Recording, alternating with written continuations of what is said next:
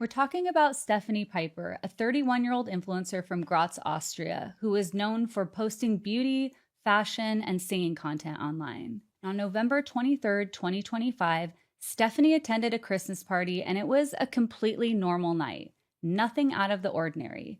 Later, she headed home and messaged a friend saying she made it back safely. But then, she sent a second message saying she thought someone was in the stairwell of her building. More specifically, that there was, quote, a creep in her stairwell. And that message ended up being the last time anyone heard from her. She didn't show up for work the next day and right away was reported missing. It just wasn't like her to miss work, especially when she had a very important shoot scheduled for that day. Neighbors said the night she disappeared, that same night that she had sent those texts, they heard loud arguing and saw Stefanie's ex-boyfriend in the building. At first, this was treated like a missing persons case, but investigators didn't have to look far before focusing on one person, her ex-boyfriend. And within just a few days, he and two of his family members who were believed to be involved were arrested and taken into custody for questioning. And that's where things escalated very quickly. According to investigators, he allegedly confessed and told police that after an argument, he attacked and strangled Stefanie. But then, he didn't call for help or report anything. Instead, investigators say he placed her body into a suitcase and drove it across the border into Slovenia. Authorities said that after he crossed the border, he took the suitcase into a wooded area, buried it, and later burned his car near the border in a casino parking lot, allegedly trying to destroy evidence. Based on that confession, police were able to locate the suitcase, and inside, they found Stefanie.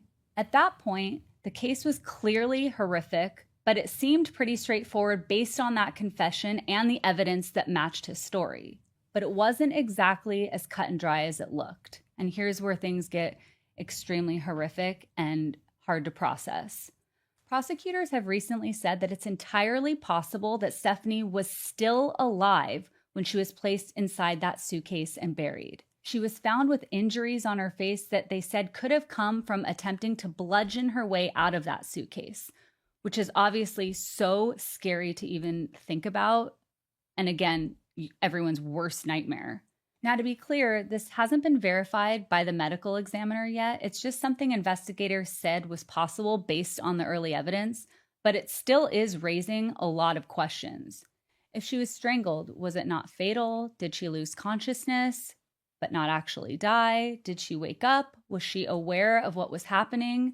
So what investigators are trying to determine right now is not just how she died, but when. They're looking at whether injuries she had happened before or after her death, signs of asphyxiation, and whether there is any indication that she was breathing while in that suitcase. And if it turns out she died from being inside that suitcase, from suffocation, from lack of oxygen, from being buried, then that changes everything.